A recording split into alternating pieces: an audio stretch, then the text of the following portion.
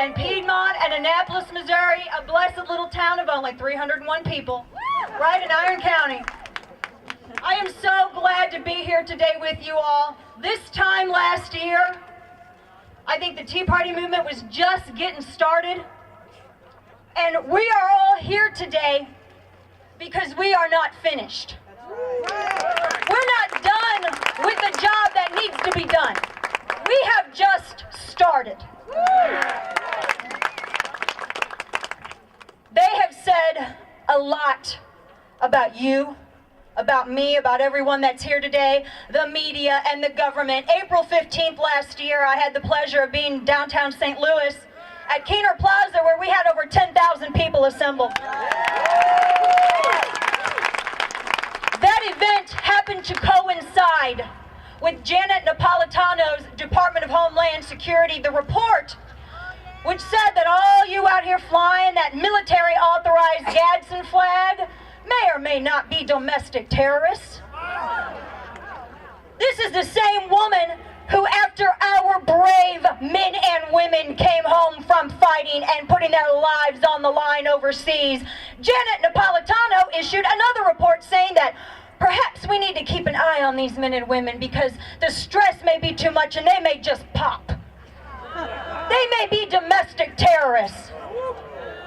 I tell you what, standing here right now as the granddaughter of a sailor who served on the USS Alabama, as the daughter of someone who was in Vietnam, I do not take too kindly to the government calling our men and women possible terrorists.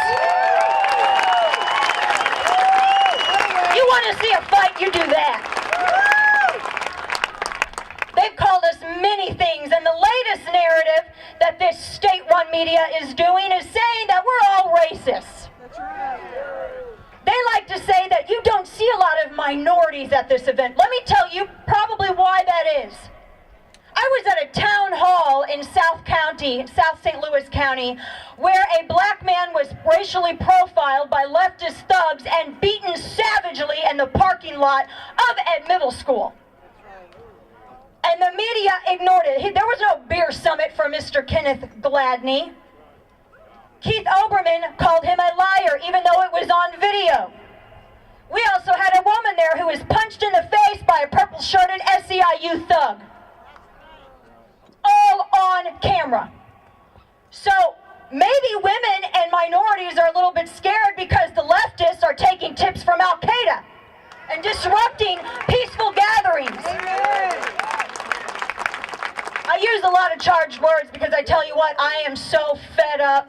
I have two boys. I'm a homeschooling mama too. I have two boys. I got a 9-year-old, a 5-year-old. My husband's a small business owner. They are my dog in this fight. I got nothing left to lose right now, folks. And I know looking out here at you all, I know that you all don't have anything left to lose either. They said a lot about us.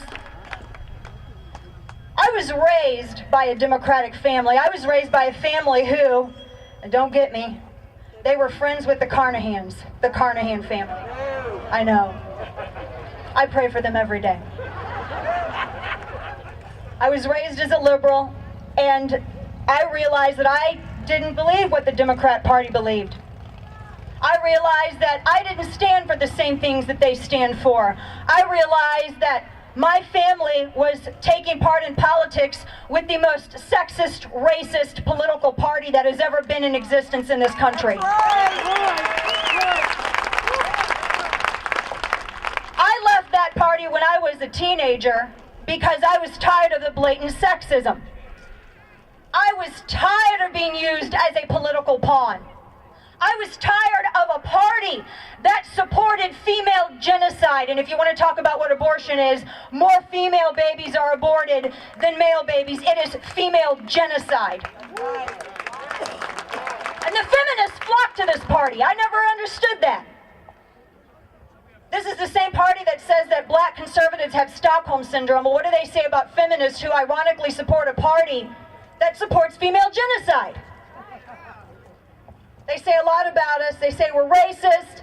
They say that we cling to our religion, our Bibles, and our guns. Well, let me tell you what. Is that a bad thing, Branson?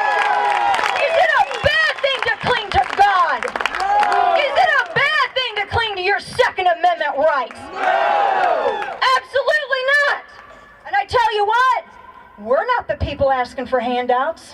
I wonder if that has something to do with our love of God and guns. I don't know. That's not a bad thing. We believe in individual liberty. We believe in the Constitution. We believe that Uncle Sam doesn't need to be in our wallets and in our bedrooms and in our churches and in our classrooms and definitely not in our doctor's offices. I'm going to steal this from the liberals. When it comes to health care, it is my body and my choice. Exactly. Patriarchal run party that sits here and establishes a board that's going to decide whether or not you're sick enough and you qualify to get care. I hope this gets repealed. I hope it does. And we need to make sure that we watch all of our elected officials, be they Republican or Democrat, and we better hold their feet to the fire. This year's rally marks Tax Day. You want to talk about taxes, you want to talk about the egregious taxation and wasteful spending of this government. This health control legislation, how many of you all are small business owners, by the way? We got a lot of you. Yeah. I work for one. Yeah, well, yeah, he works for one down here. These small business owners, you know how the president promised he wasn't going to raise taxes? These small business owners are going to get socked with an additional $52 billion a year in taxes. These people are economic geniuses, apparently. Because let's see, if you tax the engine of the economy, what happens? Less job creation, no wage increases, no additional benefits. Unemployment is going to go up. They are creating a scenario which calls for them to come in and offer you more government. What was that dear departed President Reagan said? The scariest thing you can ever hear is, hello, I'm from the government and I'm here to help. What do they help with? They want to take over spending for health care, but they bankrupted your Social Security. All this time, you've been paying in Social Security and now they're telling you, well, it's not there. We don't know where it went. I thought Al Gore put it in his lockbox. Somebody's been raiding the cookie jar, and it hasn't been us. And they want to control more of your financial decisions. I don't want to give them that power. No.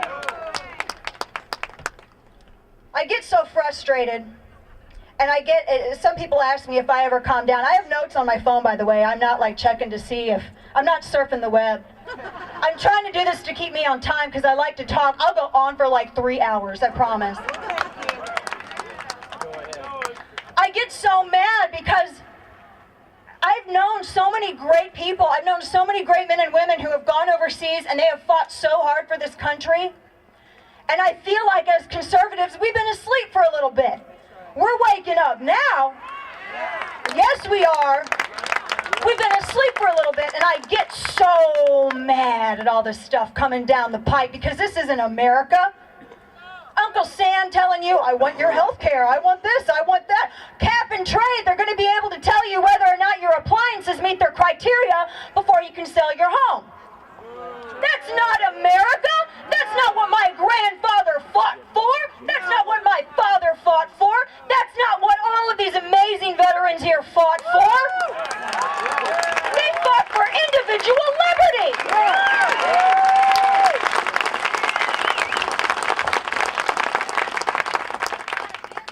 Our founding fathers says they wrote that we have unalienable rights from our Creator, and I know the great Paul Kurtman touched on this too.